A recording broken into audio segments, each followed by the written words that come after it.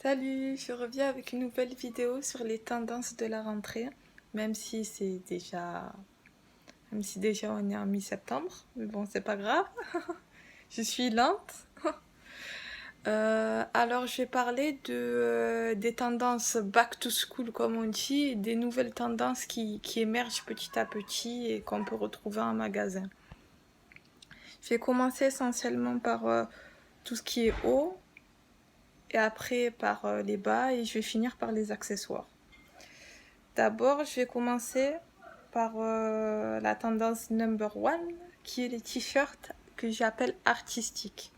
Qu'est-ce que c'est? C'est des t-shirts qui reprennent des œuvres d'art célèbres, comme par exemple la Joconde de Léonard de Vinci, ou bien la Nuit étoilée de Monet, ou le Baiser de Klimt, des, euh, des œuvres d'art connues qui vont être souvent détournées avec des anachronismes pour être mis au goût du jour, pour être modernisé, on va dire. De quelle manière? Par exemple, quand à Stradivarius, on retrouve un t-shirt avec la Joconde qui mâche un chewing-gum, ou bien sur AliExpress, quand on retrouve la Joconde qui fait un selfie, ou ça peut être autre chose, ça peut être un message error, vous voyez, comme quand il n'y a pas de connexion internet sur l'ordi. Bon, voilà, de plusieurs autres manières possibles. À part ça, dans tout ce qui est artistique, il y a un autre artiste qui se repère de loin, c'est Frida Kahlo. On va trouver beaucoup de t-shirts Frida Kahlo. Alors, qui c'est Frida Kahlo?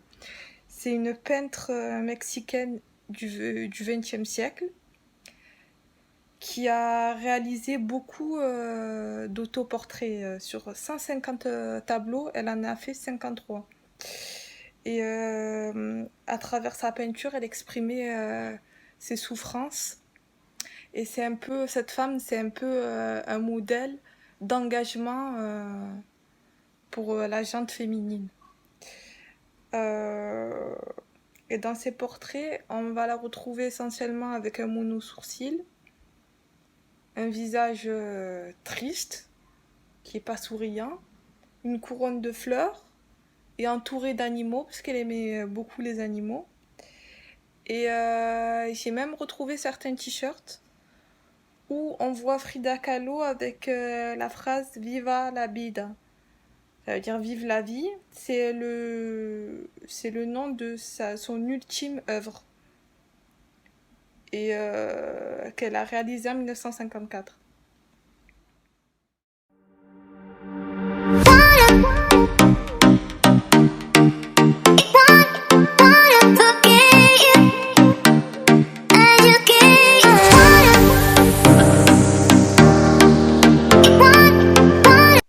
À ce propos, je voulais vous montrer aussi mes boucles d'oreilles Frida Kahlo. 4 € sur Shein, ça en vaut la peine.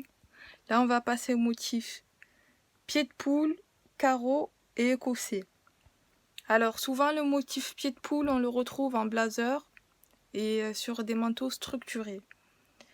Le motif écossais, généralement, c'est plus pour les bas, les pantalons et les jupes.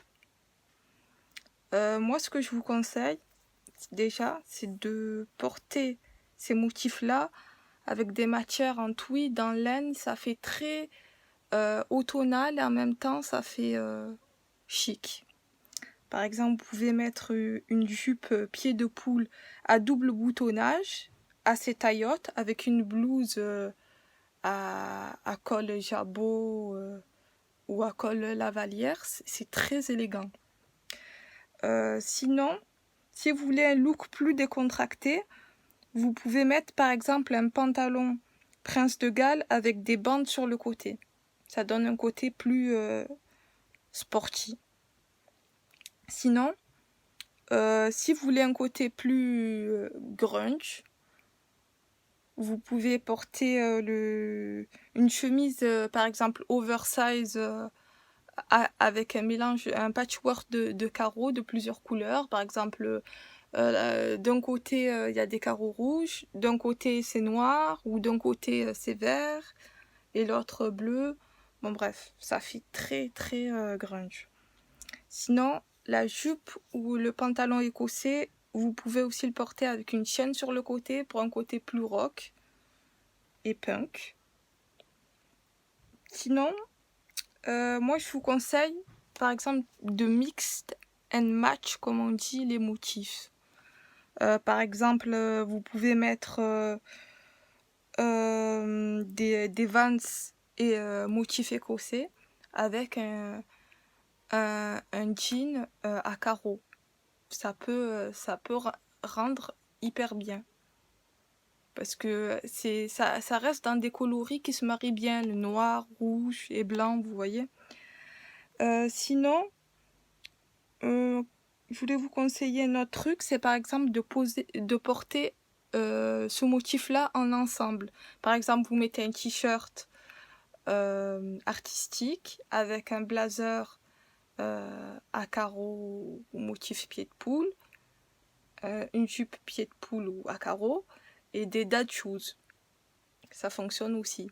Ou sinon, c'est aussi un motif que vous pouvez porter sur des pièces qu'on n'y pense pas forcément. Par exemple, en chaussettes, admettons vous mettez des bottines, vous voyez, en plastique transparente avec des chaussettes pied de poule en dessous, ça ressort hyper bien. Ça fait moderne et c'est assez inattendu, la manière dont on utilise ce motif-là.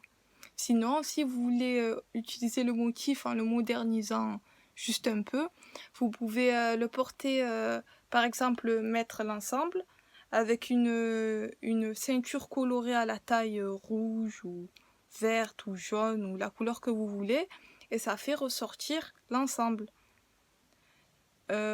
Sinon, vous pouvez mettre un petit détail, par exemple, sur votre blazer à carreaux, vous pouvez mettre une broderie florale, une broche, histoire que ça ressorte encore mieux.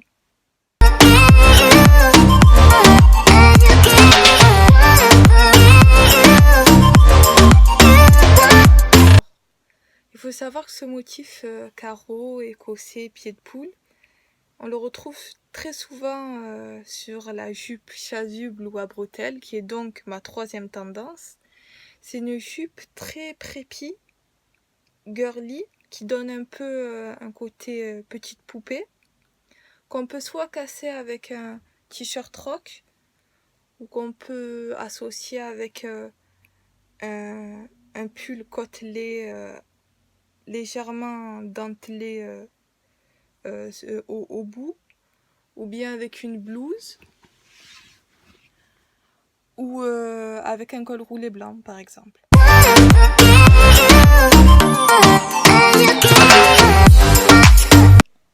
Alors, pour la quatrième tendance, je vais parler de toute autre chose. Je vais parler des pulls avec des boutons sur le côté. C'est inspiré de la marinière Céline, qui a justement ce boutonnage qui remonte jusqu'au col. Je vais vous montrer ce que ça donne.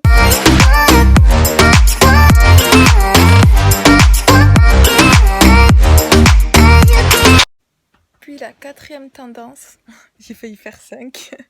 La quatrième tendance, toujours dans les pulls, c'est les pulls ouverts dans le dos et croisés, souvent avec de la dentelle.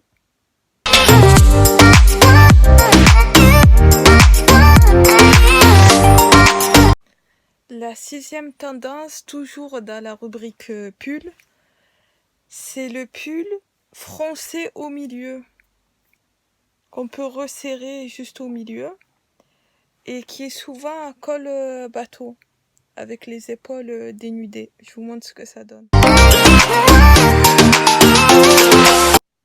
Alors, le pull français, c'est pas vraiment ma tendance préférée, mais vu que elle existe, je voulais la présenter quand même. Alors, la prochaine tendance, je l'ai renommée la tendance des années 2000. On va retrouver tout ce qui est bob en fourrure, chouchou, gilet entrouvert au niveau du buste. Ça rappelle vraiment les clips et les séries d'avant. Je vais vous montrer.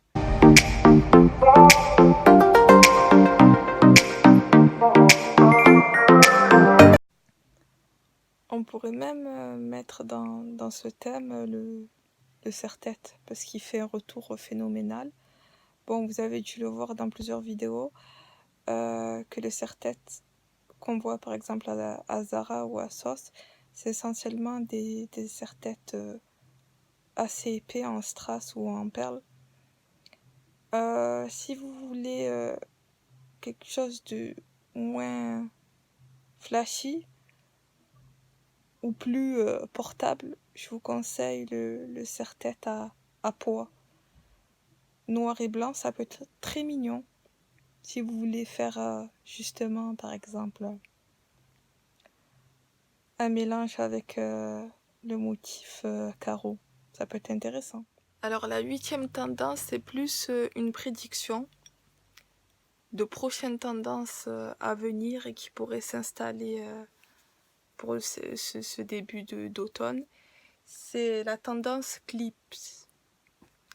Vous voyez ces espèces de clips effets bouée de sauvetage qu'on enfile avant de sombrer là, du Titanic. Ce genre de clips là, ils peuvent être soit intégrés à des hauts, à des tops, soit être utilisés pour ceinturer des hauts un peu punk.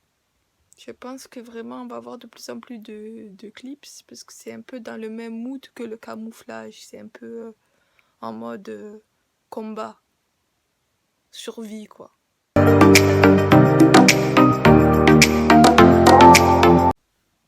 Alléluia, j'ai enfin fini cette vidéo. Bon, si vous avez aimé, n'oubliez pas de me le faire savoir en likant, en commentant ou en partageant. Et je vous laisse mes réseaux sociaux. Bisous.